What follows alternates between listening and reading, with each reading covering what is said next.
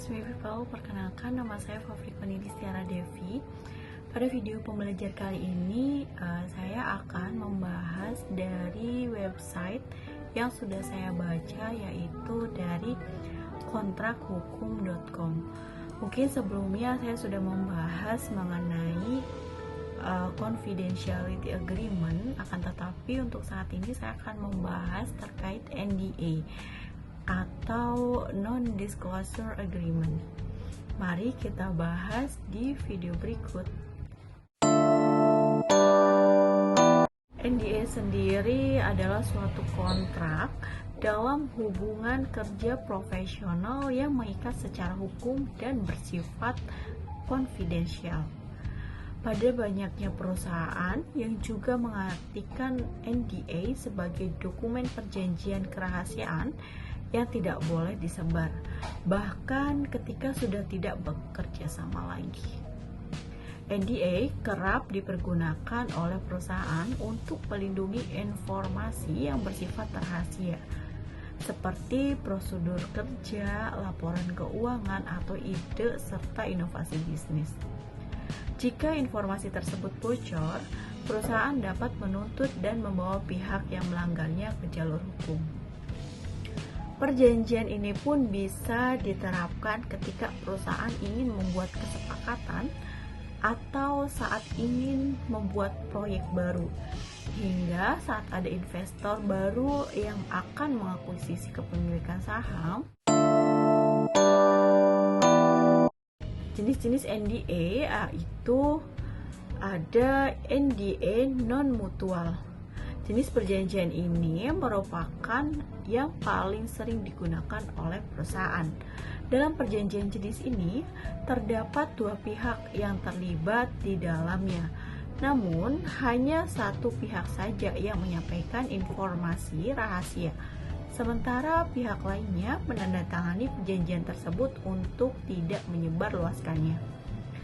Kemudian, ada juga jenis NDA mutual, yang artinya NDA jenis ini terjadi ketika kedua belah pihak saling mengungkapkan informasi rahasia, di mana keduanya saling menjaga informasi tersebut agar tidak diketahui oleh pihak ketiga atau eksternal. Kemudian untuk jenis yang terakhir yaitu NDA multilateral, yang artinya dalam perjanjian jenis ini terdapat tiga pihak yang terlibat di dalamnya. Namun, hanya salah satu pihak saja yang mengungkapkan informasi rahasianya, sementara kedua belah pihak lainnya berjanji untuk melindungi informasi tersebut dan tidak menyebarluaskannya secara konfidensial. Kemudian, fungsi dari NDA dalam bisnis yaitu ada beberapa. Untuk poin yang pertama yaitu melindungi informasi sensitif. Sejatinya fungsi utama dari NDA tentu saja adalah untuk melindungi informasi sensitif. Orang yang menandatangani NDA, baik itu karyawan maupun mitra bisnis, menunjukkan bahwa mereka sudah menyetujui ketentuan yang ada dalam perjanjian tersebut. Jika melanggar, pihak yang dirugikan bisa membawa permasalahan tersebut ke jalur hukum. Menjaga hak paten perusahaan untuk fungsi selanjutnya, yang artinya bagi perusahaan fungsi NDA merupakan sebagai sarana untuk menjaga hak paten. Umumnya ini digunakan saat sebuah perusahaan membuat produk baru namun belum disampaikan pada halayak publik. Pihak-pihak yang memiliki hubungan dengan produk tersebut akan diikat dengan NDA agar tidak membocorkan informasi apapun.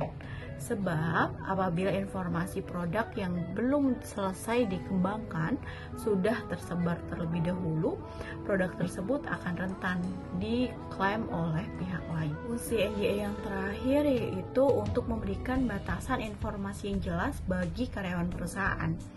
Di dalam NDA terdapat penjelasan mengenai informasi apa saja yang sifatnya rahasia dan apa saja yang masih bisa dibicarakan seperti biasa.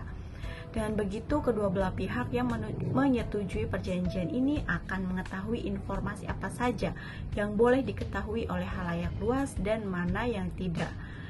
Kendati demikian, sebelum menandatangani NDA di awal masa perjanjian ataupun saat berbisnis, penting bagi Trust Me People untuk benar-benar mengetahui isi dari NDA dan konsekuensinya jika melanggar.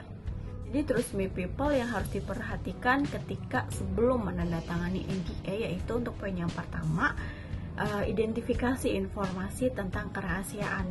Jadi sebelum menandatangani NDA, pastikan dokumen tersebut sangat jelas bagi Trust Me People, mulai dari informasi apa yang harus dilindungi dan yang tidak. Biasanya ruang lingkup perjanjian akan mencakup hal-hal seperti rahasia dagang, laporan keuangan, daftar pelanggan, rencana bisnis, informasi personal, dan lain-lain.